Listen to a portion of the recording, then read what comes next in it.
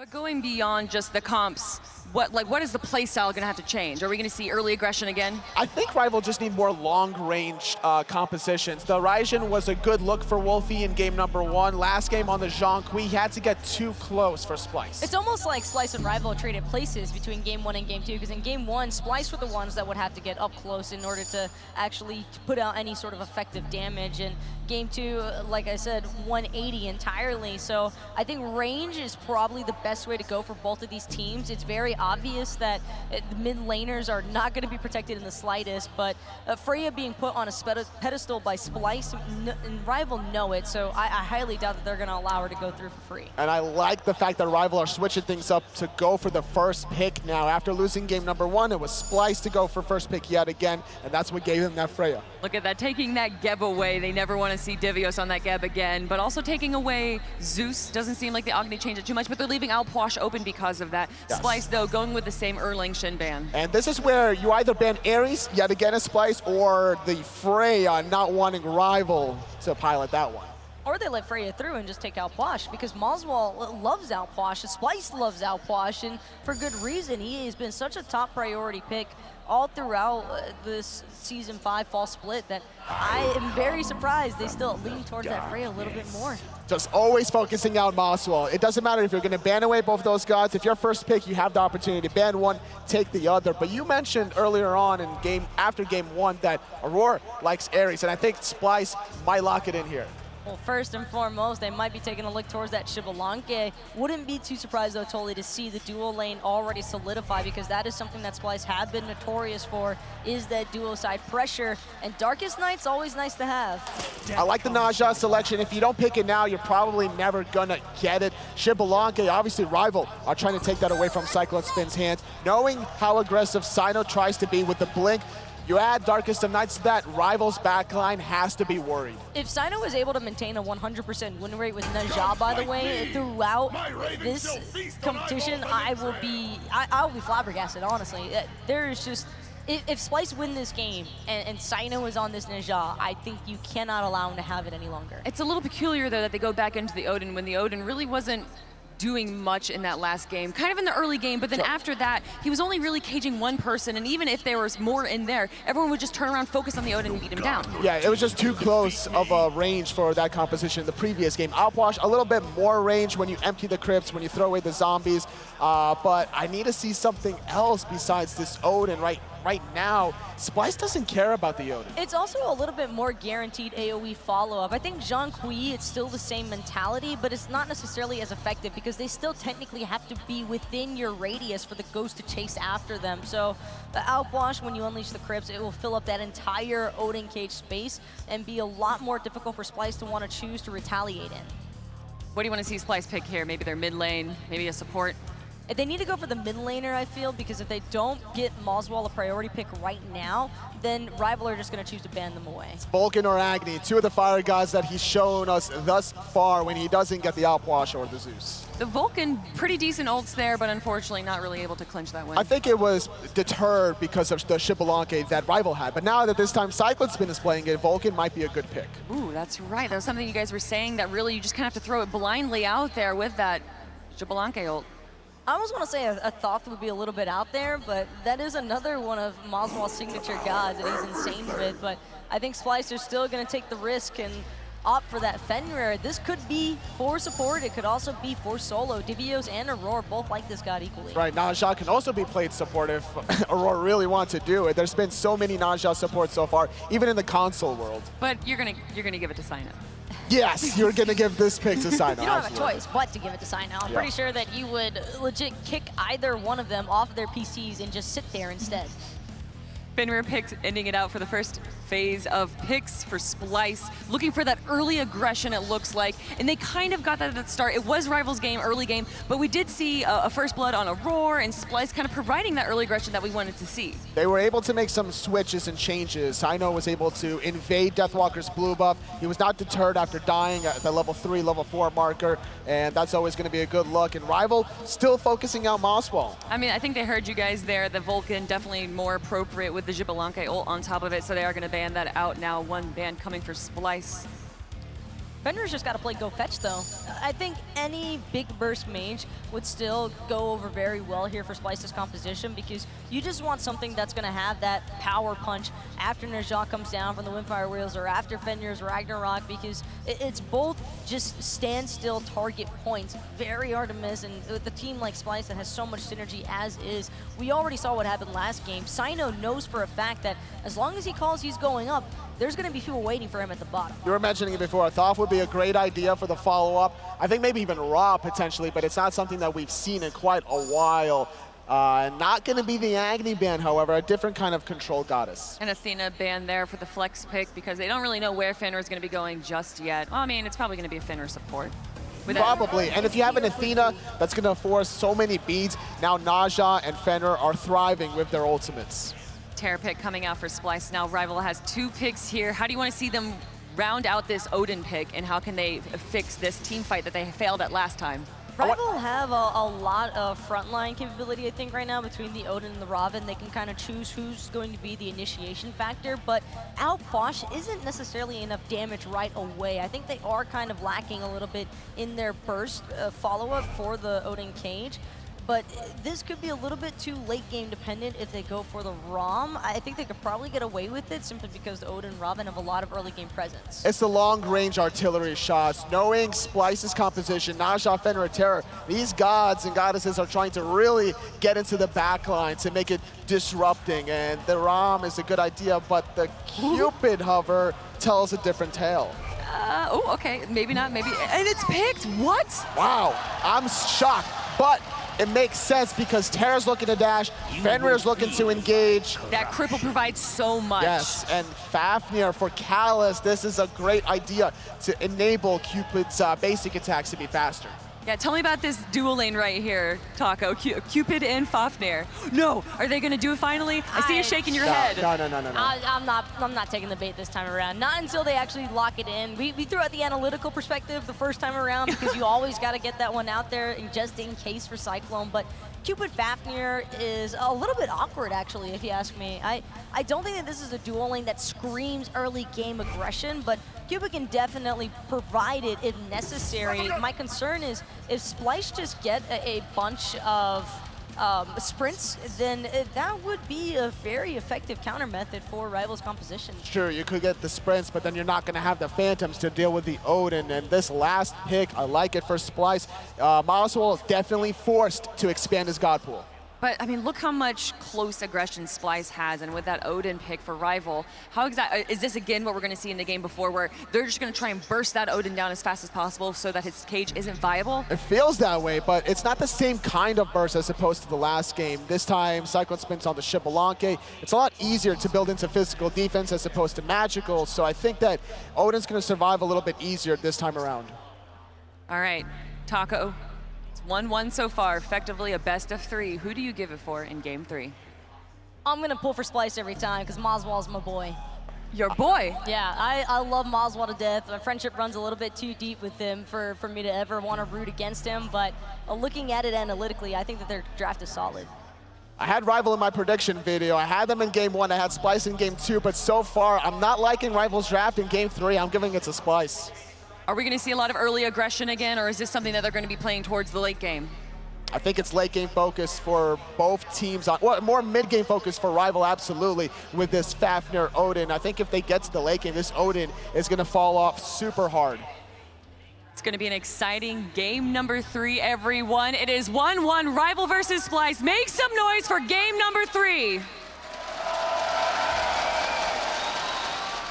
I'll let the audience do what they want, you know? We don't have to speak of this Cupid pick. Love it. In the finals. I love it. I do. I think it's beautiful up against the Xbalanque. I think it works very well in conjunction with the Odin cage. It basically does follow up there for you, but I do not like the Fafnir. I think if that's an RDO selection, Rival route Splyce in this game. The cripple would have been great, just as for the same reasons the Cupid cripple is great, and it gives you so much more kill potential in lane with that RDO. Now, Kalas is great with the Fafnir, but those hammers are just outright less reliable than the RDO. Really. I like the Cupid pick just because Fenrir has been so dominant. Cupid's really going to be able to handle what Fenrir tries to do. Fenrir wants to run directly at you with the ultimate, pop him in the nose with the balloon. Fenrir wants to do literally anything else, drop the ult. I just think that, I don't know, the RDO would have done so much to help with that, because then he can't brutalize the Cupid, where Cupid, yes, he has to have Fields of Love up, but if he doesn't, then he gets followed through that dash very easily. Aurora can play very aggressive, and don't forget, Aurora can just use Ragnarok whenever he gets Fields of Love and walk out A-okay and not really worry about it, whereas with the RDO cripple, if you're not having to invest in ult in order to get that Ragnarok out, you're sitting in a much healthier team fight position. Fewer shenanigans this time around. We see a relatively normal start. Say relatively normal. Well, I mean, after the last 2 games, it really is a normal start. Exactly, right? yeah. We've seen the crazy invades. We've seen the crazy 5-man grouping. Now, kind of everything back to normalcy. Is that because game 1 and game 2 were so varied in the outcomes and no one really felt as successful as they were hoping? No, I think that the drafts just mean that you can't play as aggressive up against Splyce. You just have that ability to play so aggressive in the dual lane. And Divios, yes, he's low pressure, but you can trust Deathwalker to get pressure for himself in that lane with the Odin selection. There's just a little bit more traditional composition for both of these teams. Watching Divios here on the Terra, this is a very different look opposed to what Deathwalker has been doing. Time and time again, the aggressive starts out for the solo lane here on the European side. And Divios has played Geb. Now he's playing Terra. Very defensive mindset from the young guy. We lauded CycloneSpin all last game, and for good reason. He played lights out, but as well, Divios was a huge part of that. His ability to peel and set up simultaneously was absolutely flawless. So I love that Rival was able to take that Geb away from him and put him on a different engagement tool, but I do think Divios played this Terra very well yesterday against Dignitas as well.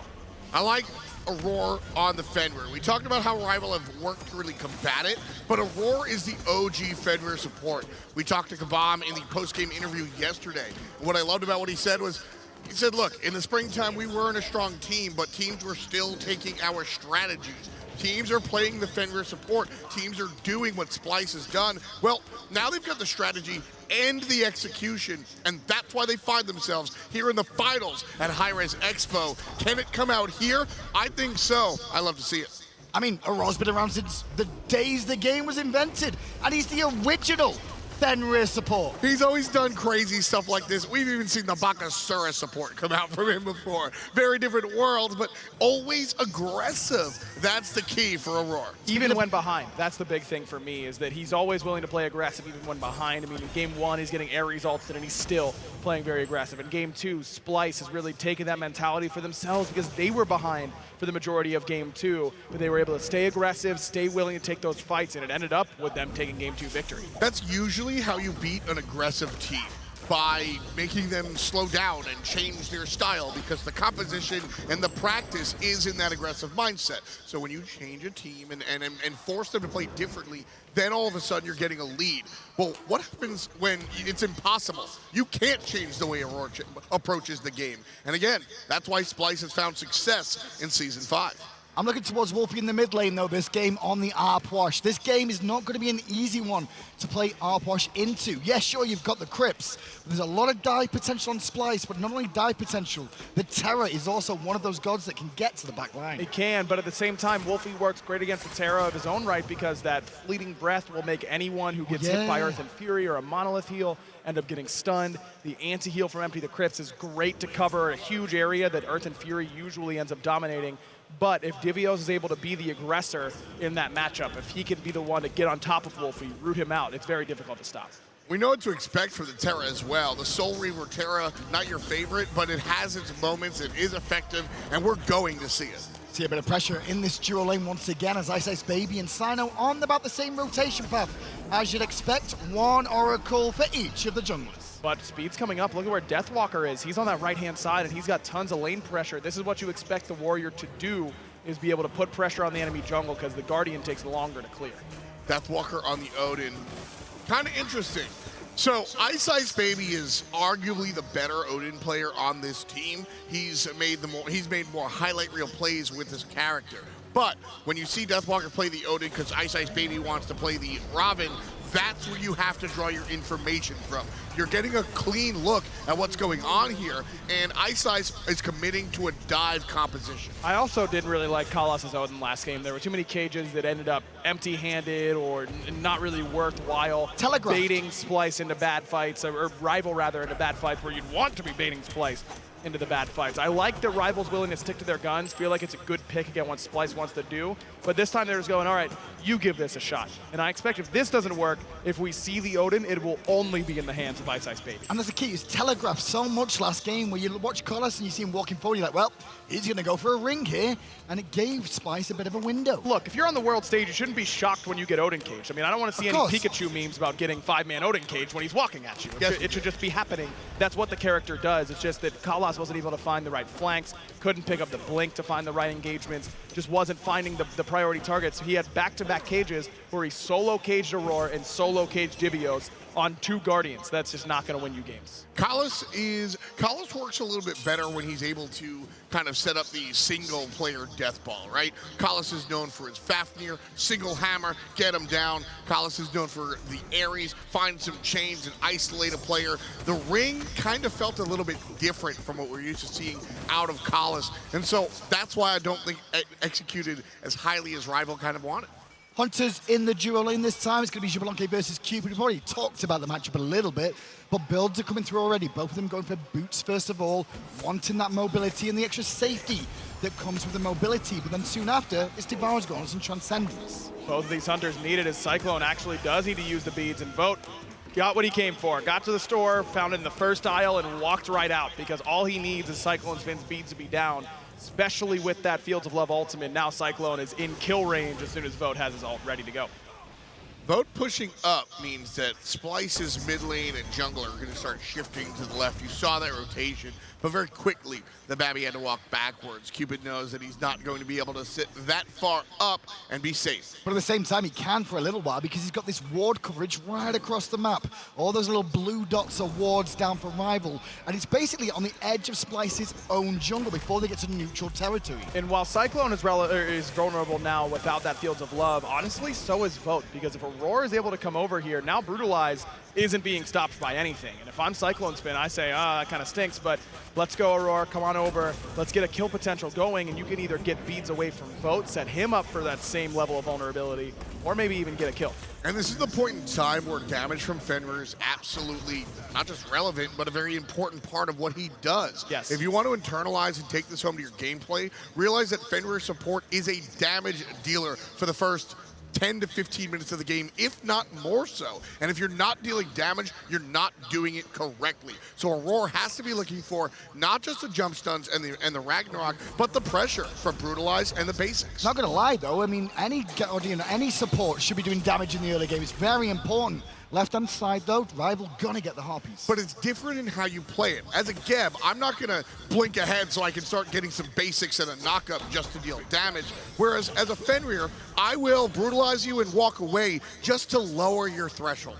Mentioned that ward coverage earlier on. Rival has really dominated on both sides of the map so far. They've been able to really get a good picture of where Splyce is going to be at any given moment, and letting Vote get that aggressiveness on the left side is huge. Deathwalker jumps in the pit, but Cyno was waiting. Ring drop down by Deathwalker, but already in the sky is Cyno with the ultimate. And on landing, Cyno will get first blood.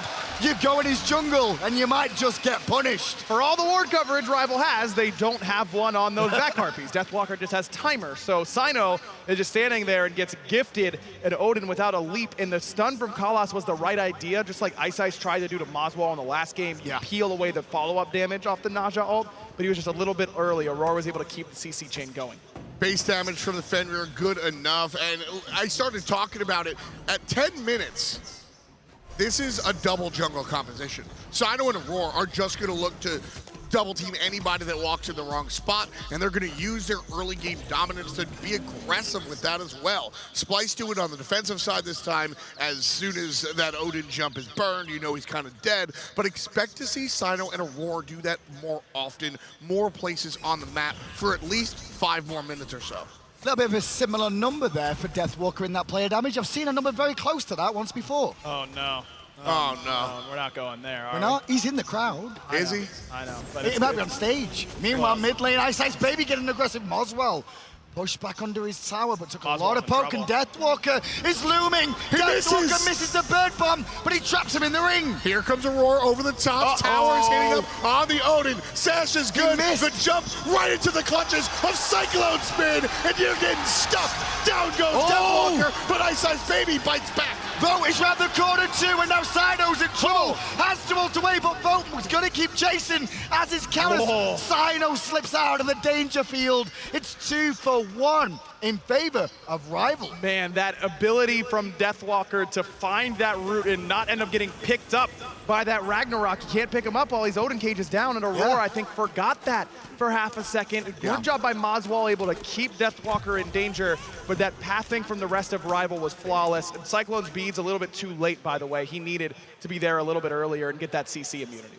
Okay, quick pause by Divios here coming out. Nothing to worry about so far. Looking at the gold situation, Rival up around 700 gold at the moment. Experience-wise, it's an even game for the most part, as you can see, but a level lead for Divios at the moment between the two. Obviously, these two players, we want to make sure everyone's good. This game is living up to expectations. Right now, Splyce have to figure out and use this time and to figure out how to keep things going. They're a momentum team, and a stop like this can mentally get into your brain. So what I need from Splyce here is to just kind of get this over with and think about nothing but the game. But Splyce is still in a pretty good position from here. I mean, Cyclone does need to be worried again that Fields of Love is coming up. But overall, you can see that Deathwalker has been playing a little bit too aggressive, I think, out of that solo lane. It's caught him in trouble a couple times now. He's already taken 2 spills. Splyce, if I'm on that side of the map, I'm trying to pressure him out now. Let Divios continue to get a lot of free farm, because late game, that Terra just does infinitely more than Odin can.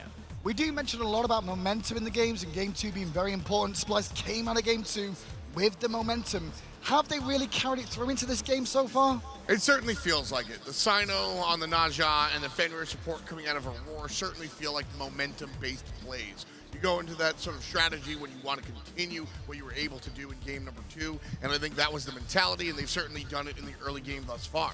Splyce is definitely looking like they're in an okay spot, but so is Rival so far. I mean, Rival has been able to weather the storm of that momentum that Splyce had in the early stages. It really feels like this team in Rival is going to be ready to go whenever we're ready to go.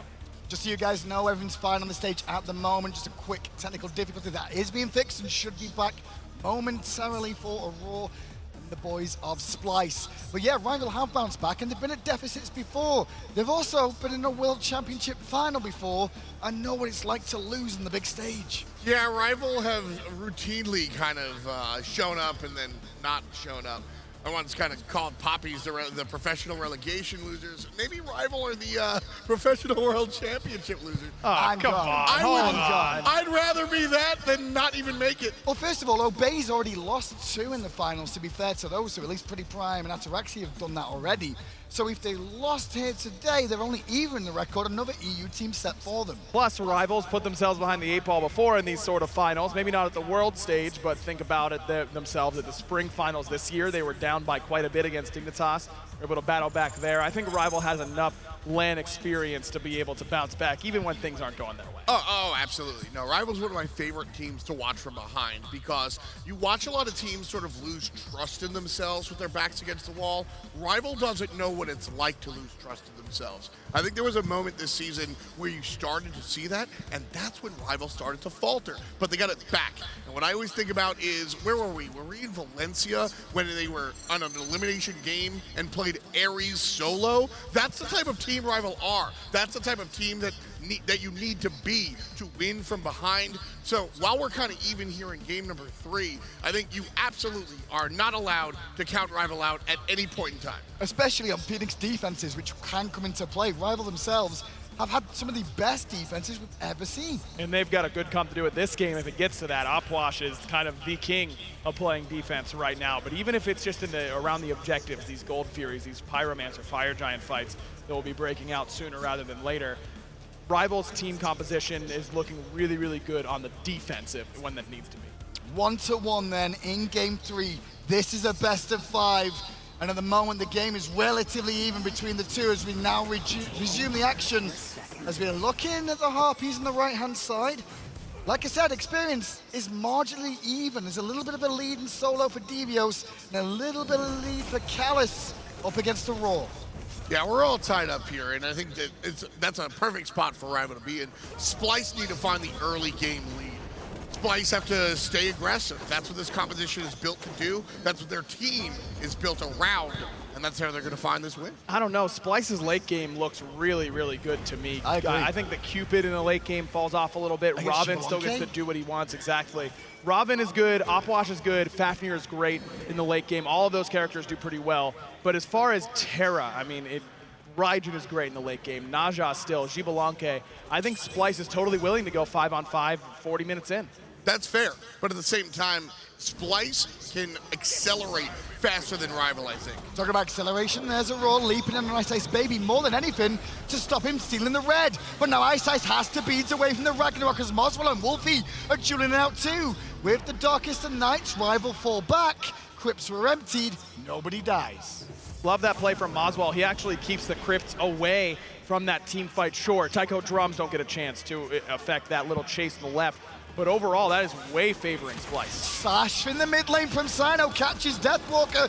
Do they have the damage on landing is the question. The shield came up and Deathwalker gets away. 1 versus 3, Deathwalker still able to wiggle out of there. That's a big deal. Nice play from the solo lane. That itemization is also critical for him. The Genji's guard, as soon as he got hit by Moswal's damage, he got the Raven shield up at the perfect time, and that's what was going to get him out of that danger. Rival on the left-hand side, though, will strip away the purple buff of the pressure they've got in this lane because of the Xbalanque. Mage's blessing as well on the Odin.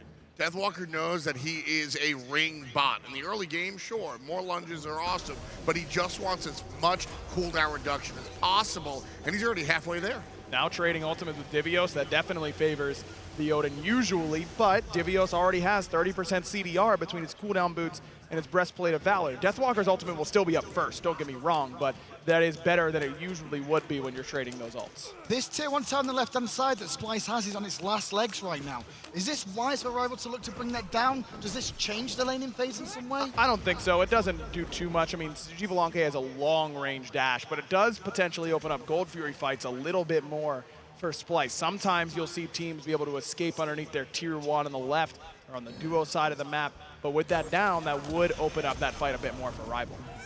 Vision on the Gold Fury is going to go to Rival, so they're able to make sure that Splyce aren't going to look for that a bit nice and early. CycloneSpin certainly has the ability to do it, and so watch out for it. Right-hand side, though, just keep an eye on where Cyno's heading now. He's looking for the right-hand harpies. But if the rotation comes through from Callus and Wlfy, could find himself in a bit of trouble. Now, though, over to the right, and with Deathwalker at half health, I get this idea. Deathwalker is in kill range for Cyno, no doubt about it. Divios has got plenty of burst damage should he land right in front of him. Callus going to look to strip away the right-hand harpies and contest a little bit, but the ring toss comes through from Cyno, keeping that all even. Taloria boots again for Cyno showing the jungle, likes the mobility again. Where's his next item going, though?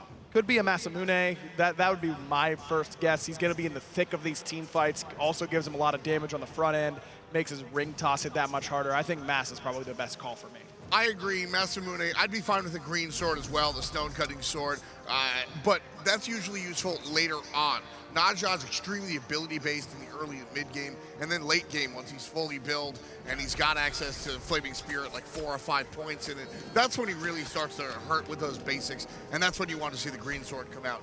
I'm still fine with it because of the high amount of power that's on it. Cyno is looking to do a lot of damage with that ultimate, rather. Talking about more about items too, look at CycloneSpin. Every game so far I've seen him this tournament, it's been Poison Star.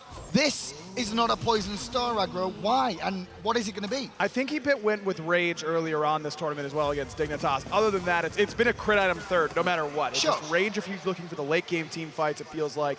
Poison Star if he feels like he's going to need to fight earlier in the game. And Splyce can feel this pacing. They seem to want to slow it down a little bit and wait until you can get those stacks. You do get the stacks of an assist as well, correct? Correct. So Darkest of Nights assists. Can make it work. Meanwhile, here comes Deathwalker and take it to the sky. 3 players are surrounding him. He's going to land in the middle of 2.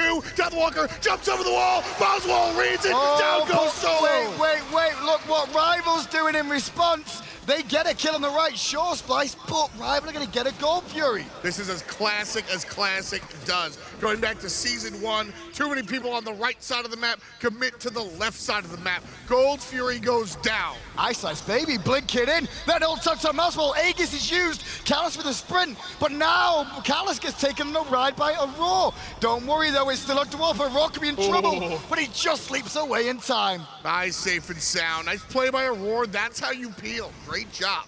By the way, those assists on Rage end up happening off that Xbalanque ult all the way on the right-hand side, so he ends up getting it pretty easily an early stack in this game. Doesn't even need to be a part of the team fight. 3-2 then, 16 minutes in Game 3 of the finals. Before we move on with this, I'm looking at the gold, and it's only a 2K lead for Rivals. Some of that is because of the Gold Fury being a little bit more valuable than the Pyromancer, as well as the Tier 1 tower going down earlier on the left-hand side. iceicebaby here has been doing exactly what he needs to do, but it's all 3 games. He's looking to dive the mid laner all the time. Moswal is that much of a threat. I think that's a really, really powerful thing to say. I gotta say about Moswal though, his relic usage is probably one of the best I've seen out of some mids in quite a while. It's clean. It's such a big very deal for mid Yamin-like. laners. Mid laners and hunters, that's a huge thing. And you know who else has really good relic usage most of the time is CycloneSpin. Yeah. Having both of their carries on Splyce know that they'll keep themselves safe nearly optimally every single team fight is a really big help for Aror and Divios and Cyno, knowing that sometimes they don't need to peel necessarily. They can trust that Aegis and beads are going to be enough. That's a luxury. Again, it's all these little things. We're kind of listing out why these two teams find themselves in the finals. I mean, it's all those little things, right? Deathwalker, I don't think he's in too much trouble here. No. Divios has slowed him down. iceicebaby's over here anyway, so he doesn't have to worry too much about being all-in. And if they waste a couple of abilities on Odin, he's not going to be too upset. But now the pushback is happening because Wlfy's making a rotation too. Mid lane, Moswal going to provide some damage. And again, Team Rival have isolated the mid laner. Deathwalker and iceicebaby for 3 games straight have tried to jump on a Moswal. You know why? Because every other team that they've done that to has lost. Team Rival have beaten them. The reason it's not just straight working against Splyce is because of that relic usage that Aggro and you have brought up. Also, CycloneSpin has just played so well that I don't think you can let him be the lone one who gets to walk away from a lot of these Speaking of CycloneSpin, he might get under pressure here because Vote's committing, so is Cyclone too. But I don't think Cyclone realized that iceicebaby was there. Cyclone's in it to win it though. Cyno. And Cyno shows up exactly when he needed to. Cyno finds a stun as well. Cyclone dies, but Iceice goes down. Mozzie makes the rotation and makes mincemeat out of the Hunter. If you would have showed me that clip in spring and said, yeah, this is CycloneSpin playing Hunter at World's Finals, I would have laughed at you. I mean, this man looks so confident in this role, is able to make that play happen because he nearly kills Vote all by himself and got both relics from him. He almost got the 1 versus 2.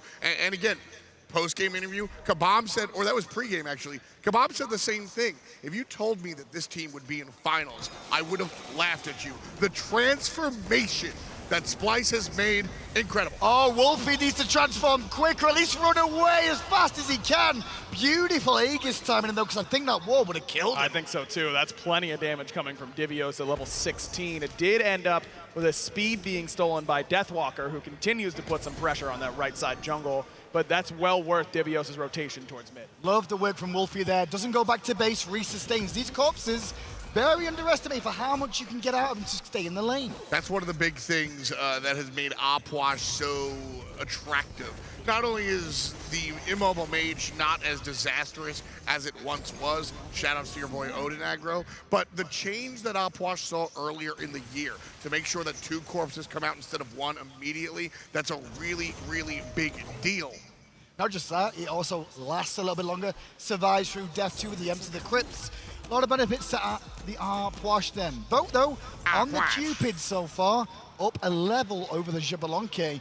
And as we've been saying though, the one thing I have an issue with Cupid is he's very much an engage hunter. He wants to start a fight, but in doing so, he can put himself in awkward positions. The good news is, though, with Odin on your side, you're forcing the enemy team to make a choice. Do they get sprint or do they get the Phantom? No sprint means that field of love is even better. Moswal under a bit of pressure here from Deathwalker. Moswal going to put the ult and taunt away. Deathwalker trying to fear him back. Meanwhile, in the mid lane, we've got a fight going on too. Deathwalker's keeping 4 busy at the moment, and he's still alive for now, but on landing, Cyno gets the kill. Moswal using the drums of war perfectly there. There's three options. Big boy damage, taunt, and fear. Moswal fears the target off of himself. Cyno waits, finds a target, and then goes in and gets the kill. Sure, but while that happened, Rival got a tier 1 tower in mid as a 4-man unit, and now they're looking around the Gold Fury still. The big thing is that this Gold Fury fight, I already mentioned how there's left tier 1, sometimes teams will run there. If things aren't going well, you can chase them down more easily with that gone. Now Splyce doesn't have a tier 1 tower to run to should things start going poorly around this goal. But after that tier 1 tower, I'm looking at all the ultimates being down on the side of Splyce. Why don't we see Rival come into the Gold Fury? Why is Splyce the ones doing this when Rival's got all the ultimates? Right now, Vote's going to think about it. Fields of Love is going to be the ability to use, which is why Splyce have to release, and now they're going to look for the fight. Collis jumped on just a little bit. Rival not taking the bait just yet. Gold is going to go down to Splyce then. Great play from them. Surprised that we didn't see Rival even look to engage them. Is that okay? Yeah, I don't know why Vote doesn't just throw out Fields of Love Yeah. and at least force a slight reset there from Splyce. Yeah, I'm losing my mind about that. I'm losing my mind. The Hunter just drops Fields of Love. I want to call that a straight mistake. But it's still a 5-on-4, and even with the ultimates down for the most part for Splyce, they've got such great chase down potential, big AoE coming from Moswal and from Cyno. Rival don't want to take the risk because look at this, even with the Gold Fury going down for Splyce, they're still down. That's fine. They're still not in the lead. That's true. I don't want to see them full commit. Just drop the damn ult and walk away. You can delay. Delay tactics are perfectly fine.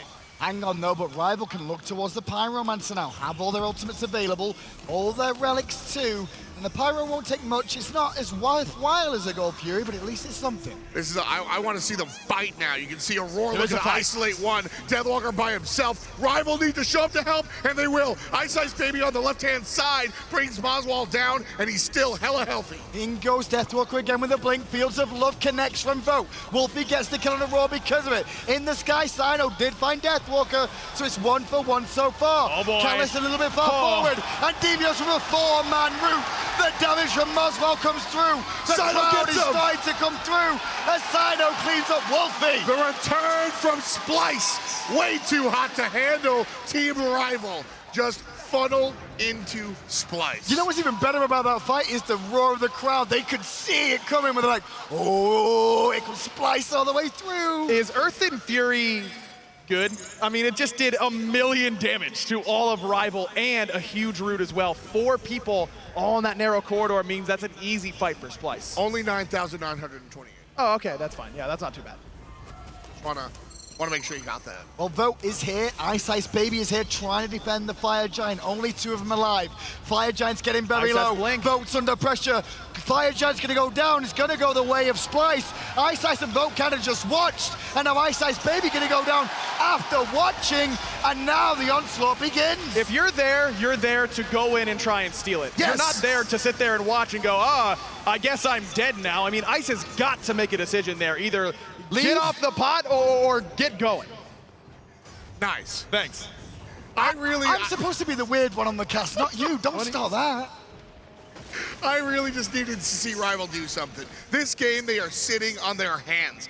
That's not what you do. The Gold Fury was a preamble. You can't not All right, sure, but listen, this is still Rival. We've been talking about their defense and the fact that they like, in some situations, to be behind and turn it around. And the composition they have is absolutely fantastic when it comes to defense. That said, I don't walk into the game and go, man, you know what would be really sick to fight from 10K down because we have a defensive comp. That's not what you do, man. You have to make a damn play. The Gold Fury, fine, one mistake, but that Fire Giant, you goofed. You goofed. I really don't hate giving up the Fire Giant in general. I just hate I do. Ice standing there and watching Sure. and then dying. If you're giving it up, don't give him the kill as well because that means that tier 2 tower and mid and right are free because now it's a Fire Giant team that has a 5v4 in their favor. Exactly. If the call is to give up the Ghost, fine, and get something else. We routinely see teams push up the wave, get a tower, do something else.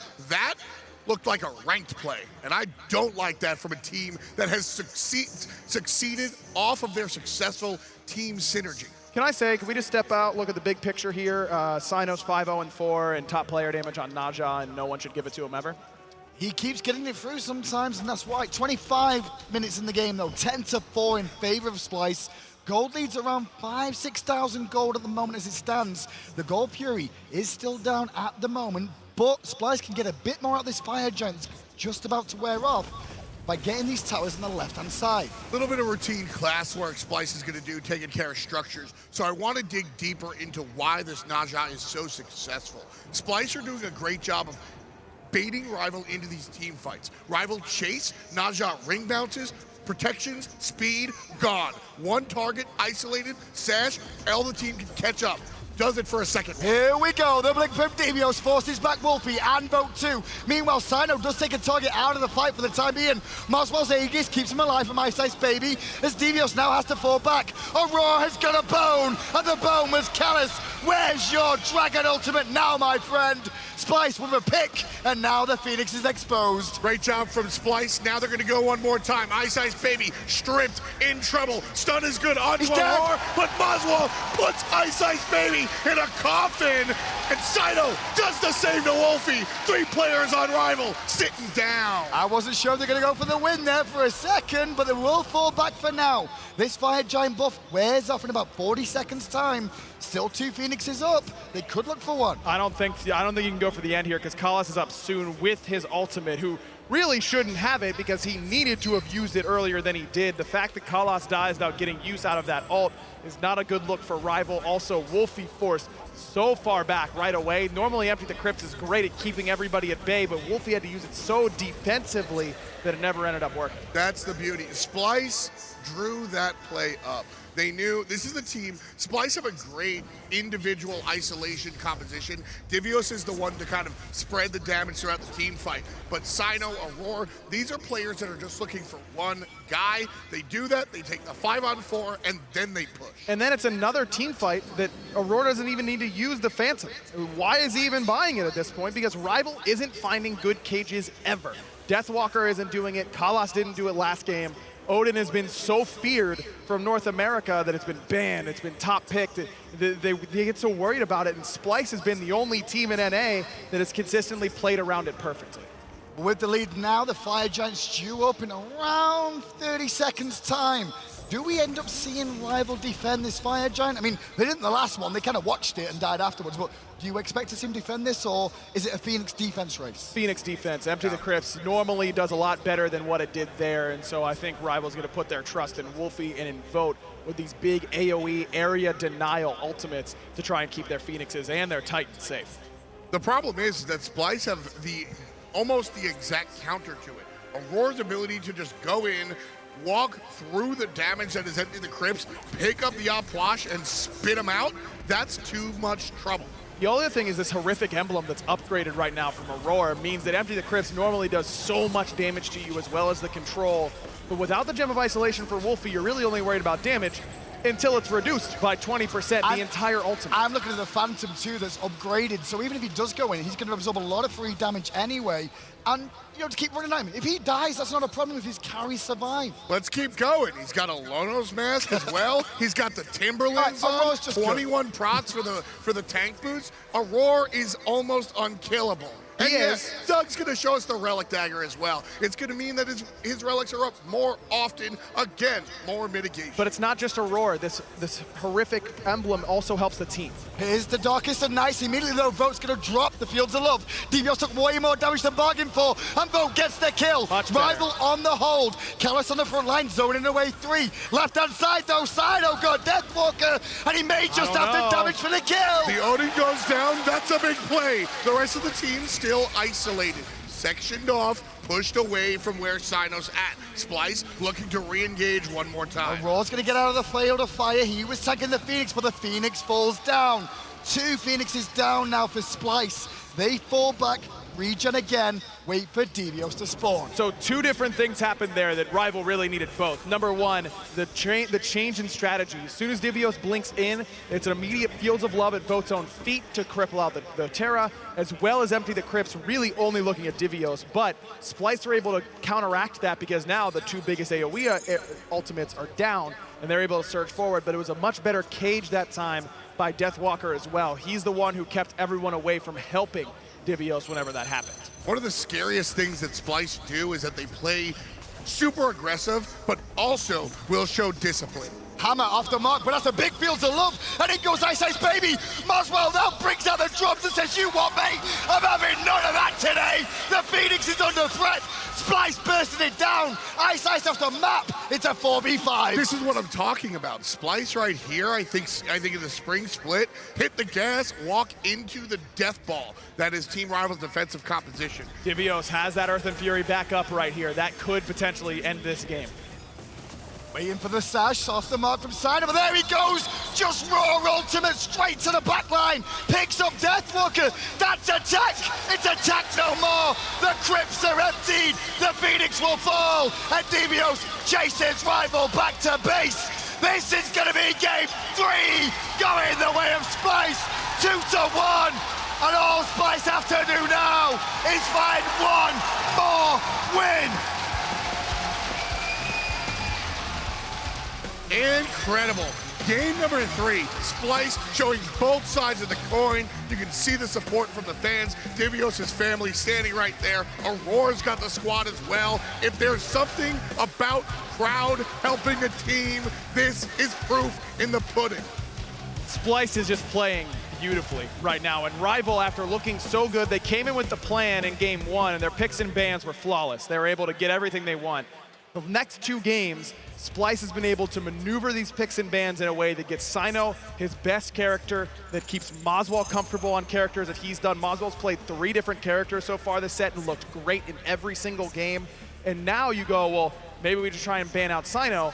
Is that the play, though? I mean, I don't know. Rival has a real challenge, and this is what makes Splyce so good, is that their picks and bans are just as good as they are in-game. I don't think I've seen a team master picks and bans this well in a long, long time. Kabam needs to be talked about in the same vein as these other coaches. Absolutely. That's all I wanted to say. I wanted to shout out Kabam. 2-1 then, Splyce are in the lead. The best of 5 still, so it's all to play for. Desk will break it down. Thank you so much, Hindu Man, and I do got to give credit to Kabam here. A lot of the times when I'm up here, I like to talk about Alpha Jackal because I've personally been able to talk with him, chat with him about his picks and bans phase and seeing how involved he is. But Kabam, man, what he's doing for this team right here is phenomenal. He's very silent as opposed to Alpha Jackal. Doesn't like to gloat about something that he does for his team, but you can clearly see he's done his homework. Moswal, clearly evident that he can play things other than the Outwash and the Zeus today. I think it goes a little bit deeper than just the drafts, though, for Kabam. I think that he's also somebody who helps keep the team level-headed, because that's probably one of the bigger struggles that I think Splyce were definitely encountering earlier on in Season 5 was communication errors. These guys, if you know these personalities outside of Smite, they can be a little bit more to themselves. And so with that team house, being able to learn a little bit more about each other really did so much for the team. And again, you have to credit that heavily to Kabam because that was his summer house. On that note, though, if you are here in the audience and you have the opportunity to watch Aror's cam, just listening, no, you can't listen to him, but just seeing his face, seeing how intense he is and how much he's talking to his teammates while it's going on, that's what you want to see. You want to see a team leader like that, pushing his team forward, encouraging them to take the win. Yeah, it was a fantastic performance out of him, playing the Fenrir, a god that was very popular recently during HRX placements. Flexible god pool between both Aror and Callus, as Callus was going for the Fafnir, really thinking about the late game team fights, but it was Splyce controlling these team fights because of the perfect engages from Cyno's Naja. Well, I think that's the last time we're going to be able to talk about Naja, though, and Cyno in the same sentence totally, because I highly doubt that with this being almost a repeat scenario for Rival here to last year at Worlds, they are not going to allow Cyno to have this Naja. I know we like to make the jokes all day long, but it's not a joke anymore. It is serious business. You cannot let Cyno have Naja. That's the first step that Rival needs to change, and the second step, I think, is to stop focusing out Moswal. The first pick, Alpwash, was not doing first pick value for Rival. They need to stick to the Raijin for Wlfy. He's very comfortable on it, as is Moswal, apparently, going about 5-1-7 that game. Moswal is just a very flexible player in general.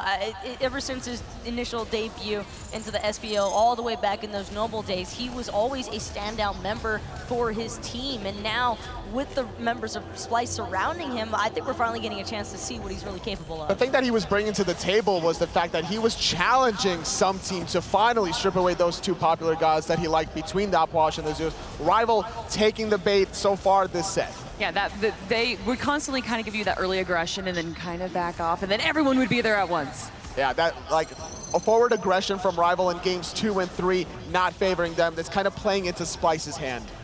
So I keep feeling like Rival is focusing this Odin pick. It's either their first or second pick both times, and it really hasn't given them what they wanted. Are we going to see another Odin here, or is Alpha Jackal going to have to do something and form this different team comp? It's been such a key pick for Rival for so long, and not even just Rival. I think Europe as a whole were really the main reason why we started to see this rise and surfacing of Odin again in Season 5 here, mostly because of how much lockdown potential he has. You're able to typically separate the team fight into 2 separate areas, and because of that, a lot of teams can't really handle that sort of chaos. I think that Splyce enjoy it. Splyce definitely enjoy Odin jumping into them, but I think what really threw me for a loop was the Cupid pick, trying to win the 1v1 matchup against Xbalanque. Not the way to go. I almost wanted to see more of like a Chiron pick, just to be able to have that long-range artillery, have a little bit more utility with the cleanses as well. Divios was definitely being aggressive, diving the backline, blinking in, forcing those Earthen Furies. Was there really a turning point here in the game, or was it just Splyce's game all the way through? It kind of just felt like Splyce had it all the way through from the very start. I mean, I think where things really kicked off, though, is when CycloneSpin had that 2v1 outplay against VOD and iceicebaby. They came over to the duo lane. It was a pretty heavy investment from Rival, and then shortly afterwards, Splyce were not only able to clear out their own jungle, but I believe there was even a Gold Fury calling after that, and it felt like the real lead had been established from that point forward. The turning point was that it got to late game, and Rival's draft between the Odin and Ravana fall off very fast in that late game form. Divios on the Terra, we even see Aror on the Fenrir, was just providing a little bit more presence in that front line. Something that I was noticing too was that Splyce is doing a great job, and I think Aggro made this note, of just picking off one player and then going in for the team fight. They never really tried to jump into that team fight until they had that advantage over the player of number. And how can Rivals stop allowing that to happen? Naja. That's got to be the case, because they always isolate you once you're up in the sky for a little bit. So much follow-up damage that Moswal has. He doesn't even have to invest his ultimate if he really wants, so he could just look for the Raijin Percussive Storm. There's a reason Naja can only take one person up into the air, and it's because you're meant to isolate. That's the sole purpose for ever picking a Naja, and the fact that Rival gave Splyce also the luxury of not having any threatening damage during the duration of that Windfire Wheels is another reason why those fights and those picks were so one-sided. You know, Rival seemed almost a little off. Even in game 2 where they did lose, they still seemed like the Rival we've known and loved, but Rival in this game, they seemed passive. I mean, it was pretty even, I would say, from the early to mid-game part. They were trying to make some plays happen in the duel lane, but every single time it was just a good disengage from Splyce. Splyce's game has been focusing on to Cyno's aggressive side. Aror has been very aggressive as well. He's learned a lot from his mistakes on the Ardio. Keep in mind that I'm pretty sure in this last game, Ardio was available and it wasn't picked on purpose. Well, we're about